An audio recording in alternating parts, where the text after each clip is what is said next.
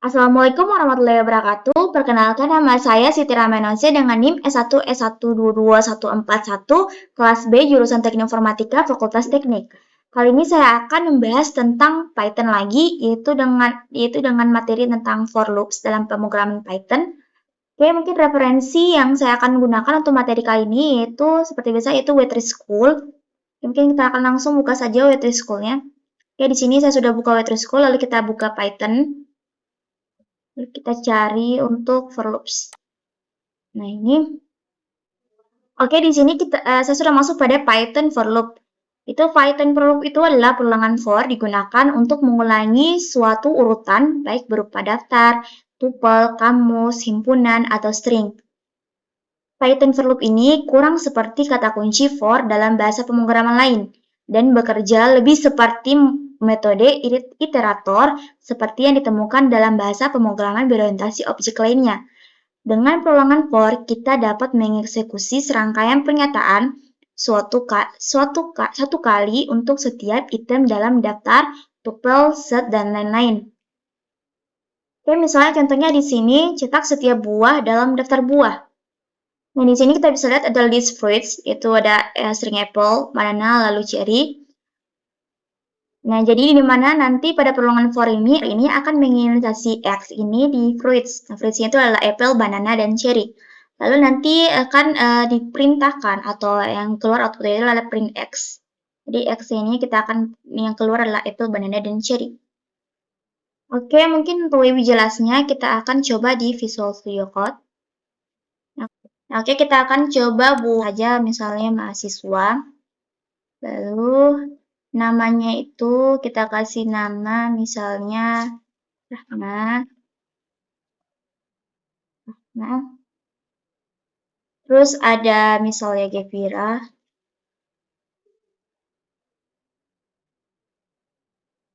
Lalu ada Ade.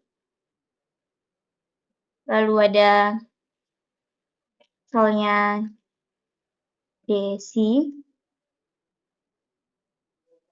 Oke. Kemudian kita akan pakai perulangan inisiasi X in mahasiswa. Oke, kemudian kita cetak X-nya.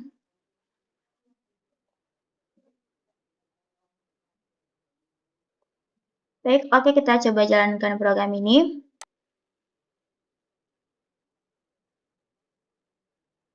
Jadi nanti yang akan tampil yaitu yang ada di list mahasiswa ini yaitu Rahma, Gevira, Ade, dan Desi ini secara satu persatu. Baik, kita lanjut.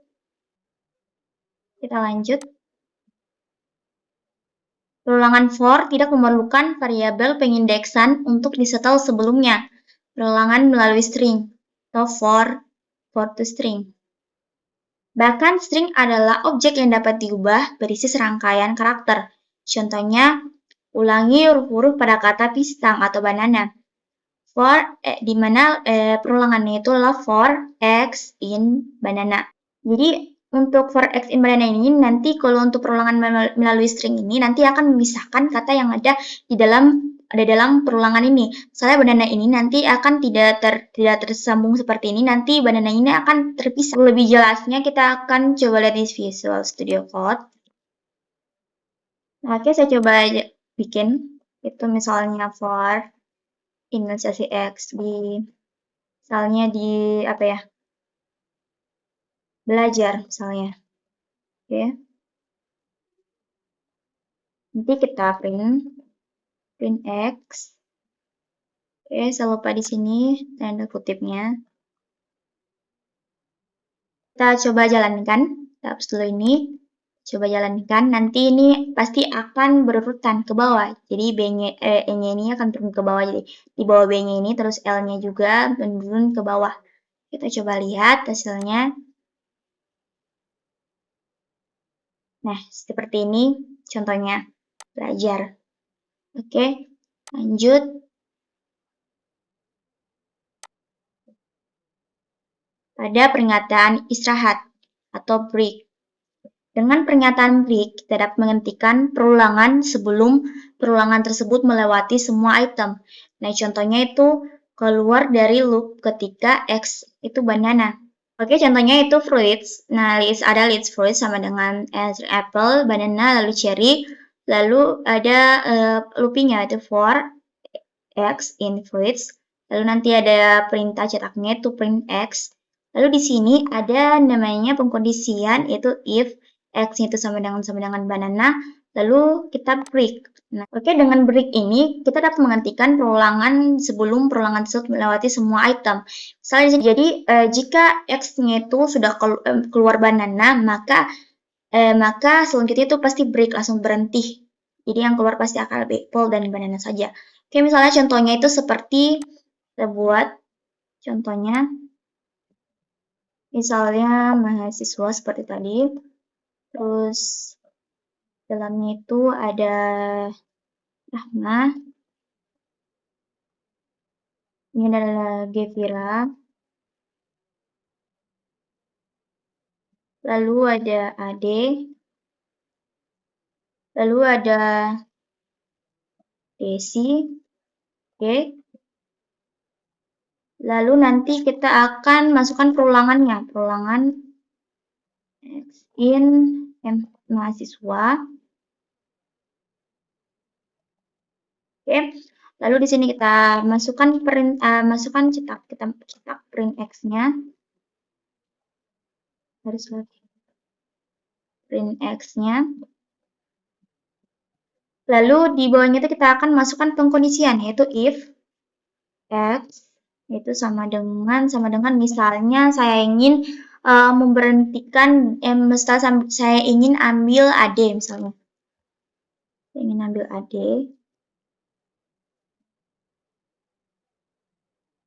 Oke, lalu kita break. Nah, oke, kita break sudah. Nanti ini akan keluar apa? Nah, yang akan keluar pasti adalah Rahma, Gevira, dan Ade saja. Di sini tidak termasuk karena pada pengkondisiannya itu pada pengkondisian jika sudah mencapai AD, maka itu pasti akan break atau langsung selesai. Jadi kita akan lihat. Nah, jadi yang keluar itu adalah Rahma, Gevira, dan Ade. Seperti itu. Oke, kita lanjutkan. Nah, contoh yang berikutnya itu keluar dari perulangan ketika X-nya banana, tetapi kali ini jeda terjadi sebelum pencetakan. Nah, jadi pada pengkondisian X sama dengan banana ini, pada pengkondisian ini nanti banana ini tidak akan tampil karena sebelumnya itu ini break-nya ini kan sebelum pengkondisian, jadi masih termasuk banana. Kalau di sini itu print-nya itu setelah break. Jadi yang akan muncul nanti atau yang akan keluar nanti pasti hanya apple saja. Oke, mungkin kita akan coba di Visual Studio Code. Ya, di sini kita ambil saya break-nya ini. Oke. Oh, nah, ini print-nya. Kita pindahkan saja ke sini. Oke, ini pasti yang akan keluar itu paling hanya Rahma dan Gevira saja. Kita coba jalankan. Ya, betul sekali. Tadi yang keluar itu hanya Rahma dan Gevira saja, karena ini printnya itu ada di bawah break. Jadi otomatis AD ini tidak akan terbaca atau akan berhenti. Tidak akan masuk ke dalam outputnya atau printnya keluar. Oke, baik, kita lanjut pada the continue statement atau pernyataan lanjutan. Itu dengan pernyataan continue kita dapat menghentikan iterasi perulangan saat ini dan melanjutkan dengan perulangan berikutnya. Contohnya, jangan mencetak banana.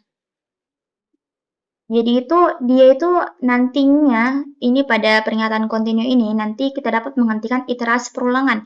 Jadi dia bisa menghentikan misalnya di pada pengkondisian if X sama dengan banana ini dia bisa menghentikan banana ini dan tapi dia masih bisa lanjut ke pengkondisian yang lainnya. Jadi seperti itu.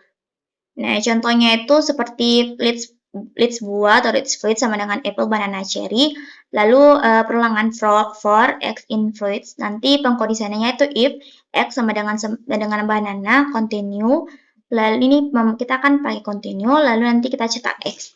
Jadi di mana nanti hasil ataupun yang akan tercetak pasti yang akan tercetak adalah apple dan cherry-nya saja, karena untuk banana ini nanti itu hanya sebagai lompatan saja. Jadi banana ini tidak akan diambil dan cherry ini tetap akan masuk karena tetap akan lanjut perulangannya walaupun memang banana ini tidak diambil kembali.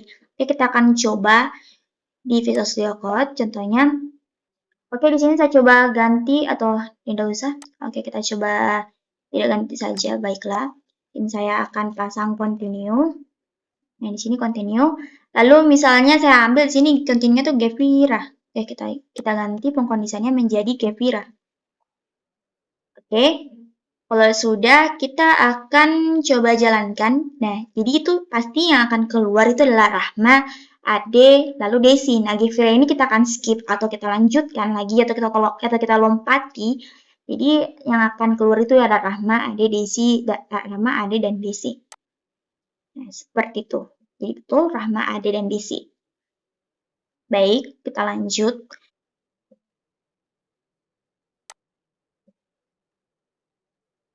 Oke, berikutnya itu the range function atau fungsi rentang, yaitu untuk mengulang sekumpulan kode beberapa kali tertentu. Kita dapat menggunakan fungsi range untuk mengembalikan urutan angka, dimulai dari 0 secara default dan bertambah 1 secara default dan berakhir pada angka tertentu. Contohnya itu menggunakan fungsi range, yaitu seperti ini, yaitu misalnya perulangan itu for. Nah, jadi dalam perulangan for x ini, range ini dalam value itu adalah 6. Jadi nanti yang akan tercetak itu pasti mulai dari angka 0. Kenapa angka 0 itu? Karena sudah jadi dari Python-nya itu pasti selalu dimulai dari angka 0.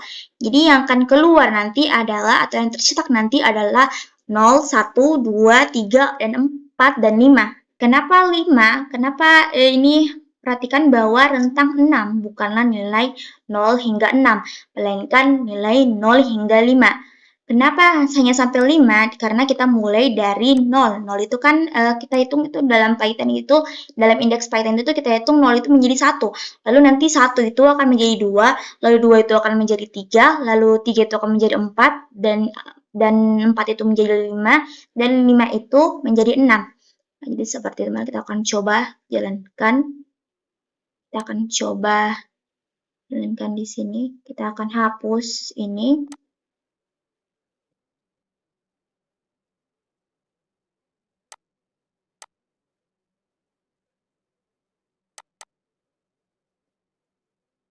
Oke, nanti kita hapus. Kita tambahkan range 6. Oke, baik, kita akan coba jalankan.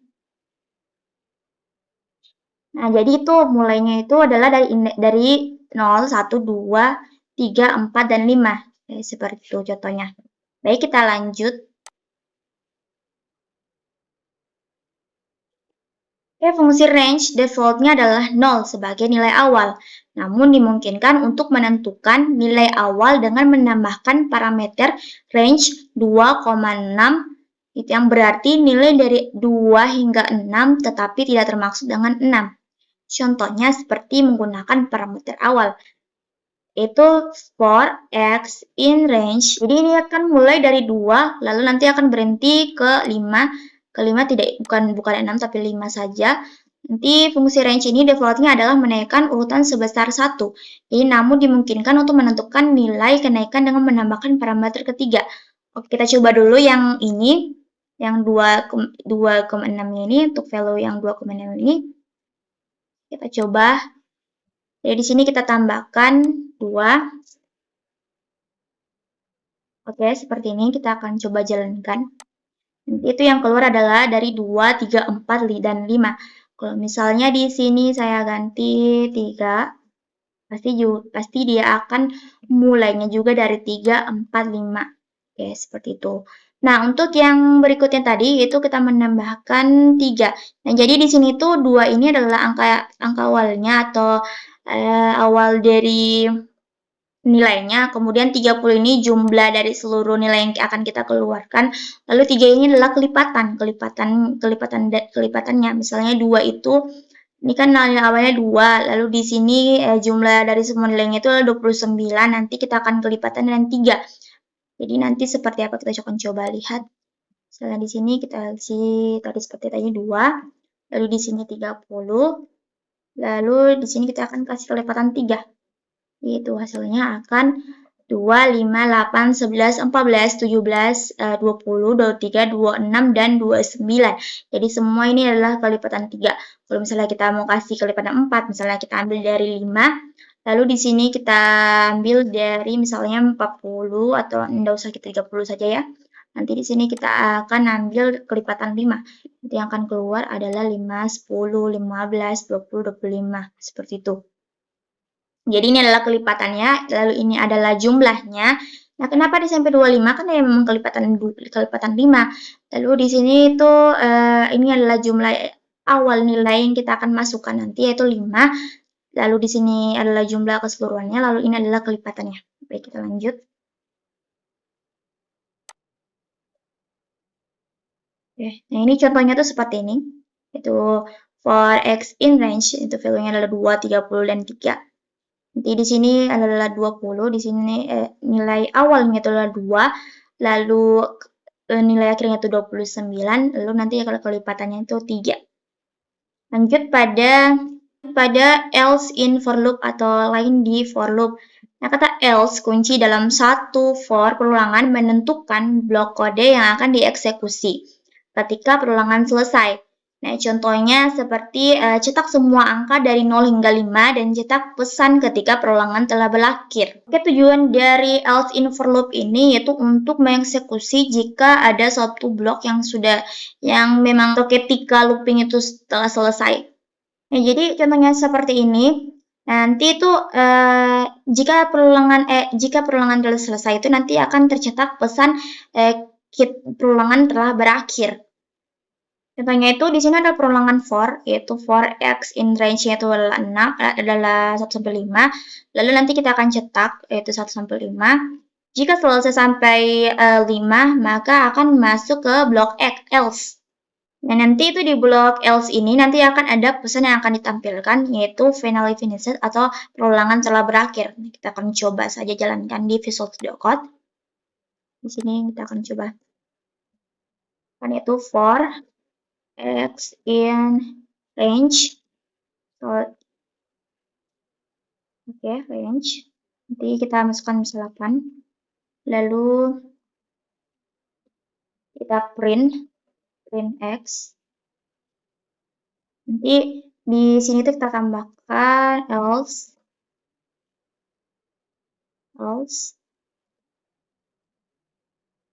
Lalu nanti kita akan cetak atau print.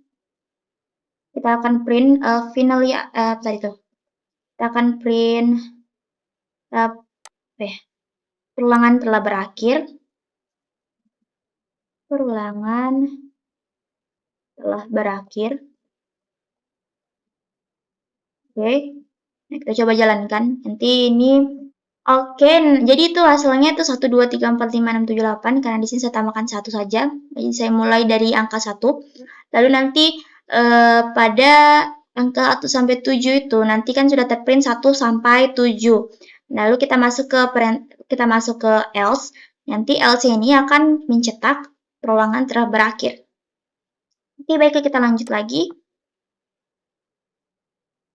Catatannya yaitu blok L tidak akan dieksekusi jika perulangan dihentikan oleh sebuah break pernyataan. Nah, contohnya itu seperti putuskan perulangan ketika X bernilai 3 dan lihat apa yang terjadi dengan else block tersebut. Nah, di sini itu pada perulangan for X in range, nah ini adalah value-nya 6 itu, berarti ada 1, 2, 3, 4, 5. Lalu di dalam pengkondisiannya itu if X sama dengan 3, lalu ada break-nya. Nanti ada breaknya. Nah, jadi itu ada breaknya. Jadi nanti kalau misalnya angka dari range 1, 2, 3, 4, 5 itu nanti jika sudah jika sudah mencetak angka 3, nanti itu akan break. Hanya akan sampai 1, 2 saja. Oke, baik, kita akan coba. Nah, di sini itu saya akan coba ganti jadi range 8 saja seperti ini saja. Lalu di sini kita hapus printnya. Lalu kita tambahkan pengkondisian X itu sama dengan soalnya 8 nah, kita 5.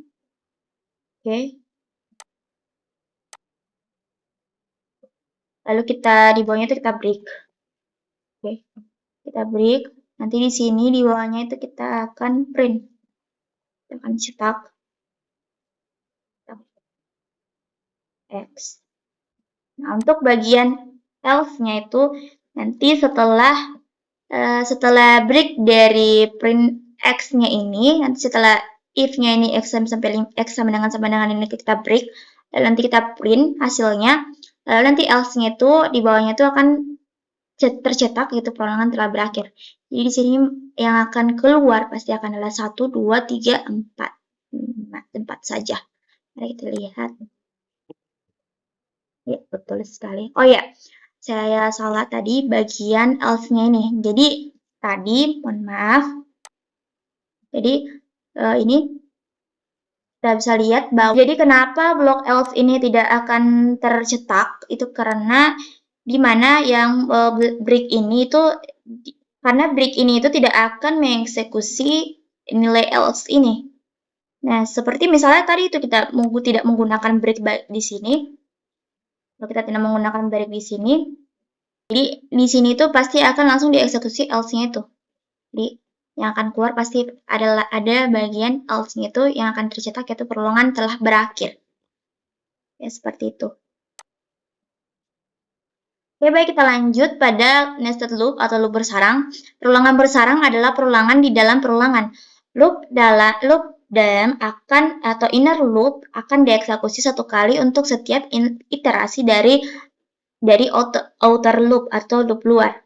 Nah, contohnya itu cetak setiap kata sifat untuk setiap buah. Oke, kita akan coba. Misalnya di sini ada list yang pertama itu list name EDJ itu red, big, tasty, lalu ada list bunga atau list fruits yaitu apple, banana, dan cherry. Lalu kemudian kita masuk ke perulangan for inisialisasi X yang ada di dalam list ADJ. Kemudian perulangan kedua yaitu ada ada for di inisialisasi Y di list fruits yaitu apel, banana, dan cherry. Nah, jadi nanti yang terakhir itu akan mencetak kedua-duanya yaitu X dan Y-nya itu. Nah, jadi perlu kita perhatikan jika kita ingin menginisialisasi X dan Y itu harus variabelnya itu harus berbeda. Oke, kita akan langsung coba saja di Visual Studio Code. Oke, di sini saya akan coba buatkan sebuah list dulu. List apa ya? Salah. Kita buat list umur atau nama dulu. Misalnya mahasiswa. Mahasiswa itu namanya itu Dono. Soalnya terus Asino. Lalu ada JJ. Nah, kalau sudah 3 ini atau 3 saja, baik. Lanjut kita masukkan misalnya itu umurnya atau enggak NIM-nya saja. NIM-nya itu akan sama dengan misalnya 45 terus 33 lalu ada 88 lalu ada 90. Kayak 3 saja. Oke, baik. Lalu kita akan masuk ke ada perulangannya, yaitu kita masukkan for X in MHS atau mahasiswa, jangan lupa titik 2. Lalu di sini kita masukkan lagi perulangan berikutnya karena ini adalah perulangan nested loop, itu di mana for itu di mana ada looping lagi di dalam looping. Lalu for Y in NIM. Lalu jangan lupa titik 2. Lanjut pada nanti kita akan print. Kita akan print itu adalah X, Y. Nah, oke. Di sini tuh bisa kalian mengganti sebenarnya. Di sini bisa sebenarnya A, bisa kita ganti. Lalu di sini bisa juga kita ganti menjadi B. Baik, di sini itu kita ganti misalnya menjadi B. Nanti tuh ini akan tetap sama saja. Karena pada konteksnya itu di sini kita akan mengganti nilai apa saja itu bisa saja. Jadi yang penting di bagian print itu yang kita tulis adalah yang sama seperti bagian pengulangannya. Mari kita akan coba. Nah, nanti yang keluar itu adalah Dono 45, Dono 33, lalu Dono 88. Lalu lanjut lagi pada Kasino 45, lalu Kasino 33, lalu Kasino 88. Lanjut lagi juga dengan JJ 45, lalu JJ 33, dan JJ 88. Oke, itu adalah contoh dari nested loop. Kita akan lanjut lagi pada the past statement atau pernyataan lulus. For loop tidak boleh kosong, tetapi jika karena alasan tertentu Anda memiliki for loop tanpa konten, jadi masukkan past pernyataan untuk menghindari kesalahan. Contohnya yaitu for inisialisasi X in value 0, 1, dan 2. Nanti kalau jika kita ingin menyimpan for X in 0, 1, 2-nya ini, tanpa sebuah konten itu bisa kita lakukan, namun kita harus memasukkan lagi kata pas agar nanti terhindar dari sebuah kesalahan. Oke, baik, kita akan coba. Di sini kita akan coba for X in, soalnya angkanya itu 9,8, terus 6,5. Oke, seperti ini. Lalu jangan lupa titik 2-nya. Oke, jadi kita akan pas. Nah, oke. Nah, seperti ini. Jadi nanti tidak akan ada yang keluar sebenarnya, cuman memang itu lalu gunanya pas itu untuk jika kita ingin menyimpan sebuah for ini, jika kita tidak menggunakan kata pas ini, maka nanti itu akan error seperti ini. Nanti akan ada tanda merah di sini dan tidak akan bisa jalan juga nanti error keterangannya saja. Jadi kita harus membutuhkan yang namanya pas untuk membuat walaupun hasilnya tidak ada, yang penting kita tidak akan membuat error sebuah program yang kita buat. Seperti itu. Ya, itu saja. Oke, kita lanjut. Oke, sudah selesai. Oke, baik. Mungkin itu saja yang dapat saya jelaskan pada video kali ini. Kurang dan lebihnya mohon dimaafkan. Saya tutup dengan ucapan wabillahi taufiq wal hidayah. Wassalamualaikum warahmatullahi wabarakatuh.